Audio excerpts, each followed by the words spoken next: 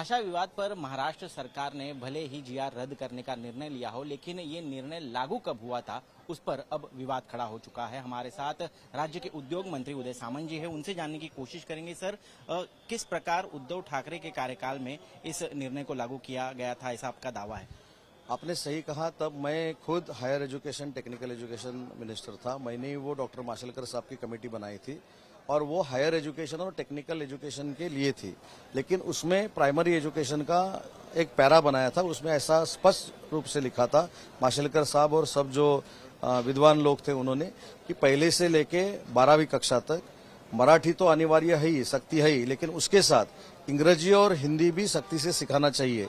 ये उसमें अहवाल में था और जो अहवाल को प्राप्त हुआ वो मेरे ख्याल से 22 या 28 फरवरी 2022 में यूबीटी के पक्ष प्रमुख जब मुख्यमंत्री थे उन्होंने स्वीकारा है, उन्होंने एक्सेप्ट किया है।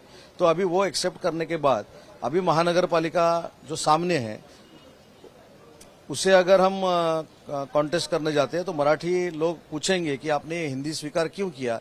इसलिए जो मनसे ने आंदोलन किया था उसमें घुस गए।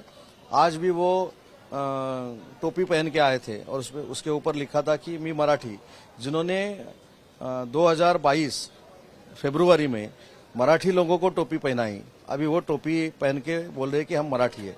मराठी लैंग्वेज पे सच्चा अन्याय करने का काम यूबीटी के पक्ष प्रमुख तब मुख्यमंत्री थे उन्होंने किया था।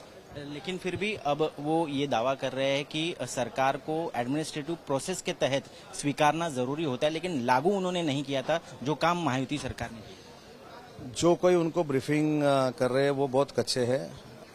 अगर स्वीकार नहीं करना है तो टेबल पे ही हम वो रिजेक्ट कर देते हैं। ऐसे बहुत से प्रस्ताव महाराष्ट्र गवर्नमेंट ने ऐसे रिजेक्ट किए, लेकिन ये सबको मालूम था।